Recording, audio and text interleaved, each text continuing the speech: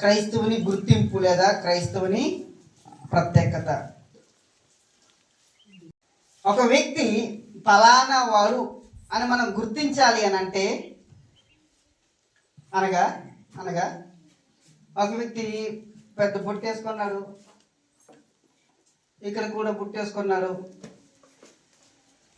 ఇలాంటి వాడిని చూస్తే మనకి ఏమనిపిస్తుంది అంటే సాధారణంగా ఈయన ఐదవడు అన్నట్టుగా మనకు అనిపిస్తుంది.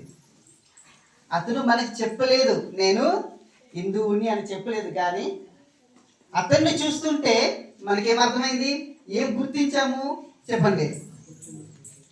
బుట్టును చూసి అవతారాన్ని చూసి ఈయన హిందువాడు అనిపించింది. మన ఏరియాలో వీళ్ళు కనిపించట్లేదేమో కానీ కొంచెం గడ్డ ఉంది, మీదకి వైట్ టోపీ లాగా ఉంటుంది. ఇలాంటి వారిని మనం ఒకవేళ చూస్తే కనుక వారు మనకి నేరుగా వచ్చి చెప్పకపోయినా నేను ఫలానా వానని మనం చూస్తేనే గుర్తుపట్టగలము ఎవరని, ముస్లిం వాళ్ళని. రైట్. అంటే కొంతమంది వారు స్థితిని బట్టి మనం గుర్తుపట్టగలం. ఎందుకంటే అది యూనిక్ అనమాట. యూనిక్ అంటే ఏంటి? ఒకే ఒక్క విధానం, అదే మరొక విధానము లేదు, ఒకే ఒక్క విధానం. మీకు అర్థం ఎలా కొన్ని ఉదాహరణలు చెప్తాను. పోనీ మియావ్ అన్నది అక్కడ కనిపించట్లేదు, ఏది అది కనిపించట్లేదు, కానీ ఆ సౌండ్ వింటే ఏమనిపిస్తుంది? పిల్లి ఎక్కడెక్కడో ఉంది. అంటే ఆ సౌండ్ దేనికి సొంతము? పిల్లికే సొంతము. పిల్లికే ఒక్కటే, అదొక్కటే. ఆ సౌండ్ కుక్క చేయట్లేదు, ఆ సౌండ్ మేక చేయట్లేదు. బౌ అన్నది, దాని సౌండ్ పిల్లి అని అంటామా? లేదు. రాత్రి బాగా మనం నిద్రపోతున్నప్పుడు కూడా బయట కుక్కలు అరుస్తుంటాయి, ఏటి కుక్కలు అంటాము. చూసావా అంటే చూడలేదు, కానీ దేని బట్టి చెప్తావు నువ్వు? సౌండ్ బట్టి. అదే మాదిరిగా అది యూనిక్ అనమాట. యూనిక్ అంటే ఏంటి? ఒకగానొక సింబల్. ఆ సింబల్ని బట్టే మనం ఇది ఏది, ఇది ఏంటి అనేది మనం గుర్తు పెట్టగలము. అదే మాదిరిగా ఇక క్రైస్తవుడు, ఇతను క్రైస్తవుడు అని ఎలా గుర్తుపట్టగలము, ఎలా గుర్తించగలము? లేదా క్రైస్తవుడు దేన్ని బట్టి తాను క్రైస్తవుడని గుర్తింపు పొందుకుంటాడు? మీకు అర్థమవుతుందా? ఒక వ్యక్తి తాను క్రైస్తవుడని ఎలా గుర్తు పొందుకుంటాడు? ఇప్పుడు మీరందరూ కూర్చున్నారు, మీ బట్టలు వేసుకొని వచ్చారు. ఎవరో ఒకరు ఎలా చెప్తే బాగుంటుంది, హాఫ్ ప్యాంట్తో వచ్చారనుకోండి. ఎవరొకరు హాఫ్ ప్యాంట్తో వచ్చారనుకోండి. హాఫ్ ప్యాంట్తో వస్తే అందరికంటే ప్రత్యేకంగా ఉన్నారు. ఎవరో ఒకరు పై వస్త్రం వేసుకోకుండా వచ్చారనుకోండి, అందరికంటే ఎలా ఉన్నారు? ప్రత్యేకంగా ఉంటారు. అంటే ఈజీగా గుర్తుపట్టేవచ్చు. ఇక్కడ ఎవరు పై వస్త్రం లేదని అంటే ఇలా అందరూ ఇలాగే చూడాల్సిన పని లేదు, ఇలా చూస్తేనే అర్థమైపోతుంది. అదే మాదిరిగా ఇతను క్రైస్తవుడు అనడానికి కొన్ని గుర్తులు యేసయ్య చెప్పాడు. యేసయ్య తన బోధన ప్రారంభించిన తర్వాత లేదా తన రాజ్యము ప్రారంభించిన వెంటనే ఈ బోధలు ప్రారంభించాడు. తన రాజ్యము స్థాపించడానికి ఆయన సిద్ధపడిన వెంటనే ఈ బోధలు ప్రారంభించాడు. ఏ బోధలో మన బైబిల్ నుంచి మనం చూద్దాం. మత్తయి సువార్త 5వ అధ్యాయము. యేసయ్య రాజ్యములో ఆయన రాజుగా ఉన్నాడు, మనమందరము ఆయన రాజ్యములో సభ్యులుగా ఉన్నాము. అయితే క్రీస్తు రాజ్యంలో ఉన్నటువంటి మనము ఎటువంటి బోధలు మనం క్రీస్తు చేత వింటున్నాము, క్రీస్తు ద్వారా వింటున్నాము అని అంటే మత్తయి సువార్త 5వ అధ్యాయము 43 నుంచి చదువుకుందాం.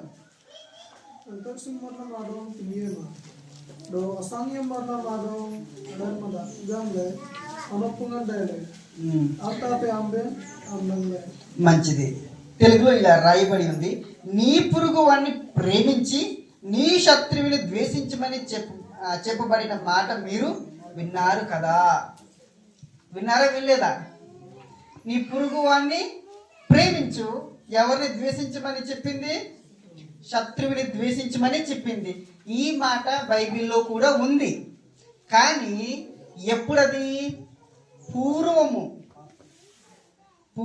యేసుక్రీస్తు వారు భూమి మీదకి రాకముందు ఈ మాట ఉండేది.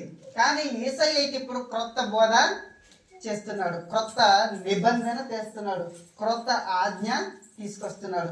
ఒకప్పుడైతే మీరు పొరుగు వారిని మాత్రమే ప్రేమించండి, శత్రువుని ద్వేషించండి అనే మాట మీరు విన్నారు. కానీ ఇప్పుడైతే 44 వచ్చిన, నేను మీతో చెప్పండి ఏమనగా, మీరు పరలోకమందున్న మీ తండ్రికి కుమారుల ఉండినట్లు మీ శత్రువులని ప్రేమించుడి. రైట్, వినండి. క్రైస్తవులకు ఉన్నటువంటి ప్రత్యేకత ఏంటి? క్రైస్తవులకి ఉండాల్సిన ప్రత్యేకత ఏంటి అని అంటే శత్రువులు ప్రేమించడం. ఇది ప్రత్యేకత. కొంచెం బాగా ఆలోచించండి. క్రైస్తవులకు ఉన్నటువంటి ప్రత్యేకత ఏంటి? శత్రువులని ప్రేమించడం. ఎవరైనా శత్రువులను ప్రేమిస్తారా? చెప్పండి. ఎవరైనా శత్రువులను ప్రేమిస్తారా? పగవారికి, నాకు మీరు చదువుకున్నారు కదా, పగవారికి ఏం చేయాలట?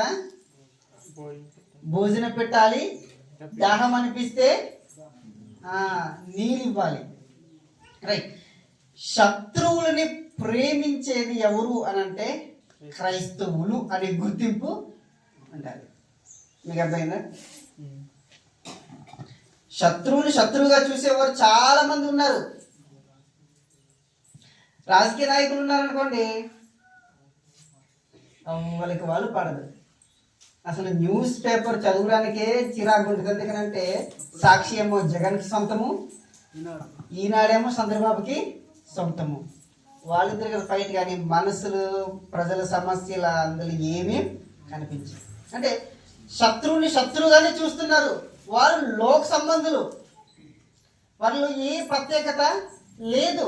ఆల్రెడీగా పూర్వము చెప్పబడిన మాటే వాళ్ళు నడుచుకుంటూ వస్తున్నారు. పూర్వీకుల ద్వారా చెప్పబడిన మాటే నడుచుకుంటూ వస్తున్నారు.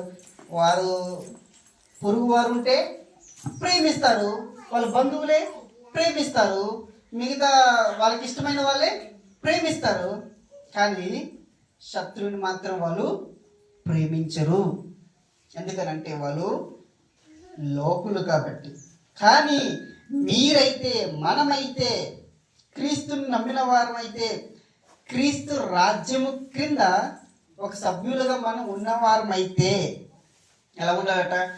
పరలోకమందున్న తండ్రికి కుమారుల ఉండినట్లు మనం ఎవరిని ప్రేమించాలట?